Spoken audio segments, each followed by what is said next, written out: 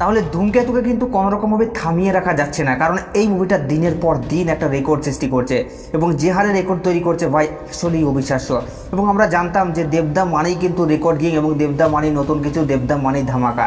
তো সেটা পুরোপুরি অলরেডি কনফার্ম হয়ে গেছে এবং ডে 7 এসে মনে পড়েছিলাম যে হয়তো কোথাও গিয়ে একটু বক্স অফিস কালেকশনে ড্রপ দেখা দেবে, হাউসফুল লিস্টটা কমে আসবে। ভাই একদমই না, মানে আলাদা লেভেলের খেলা দেখাচ্ছে।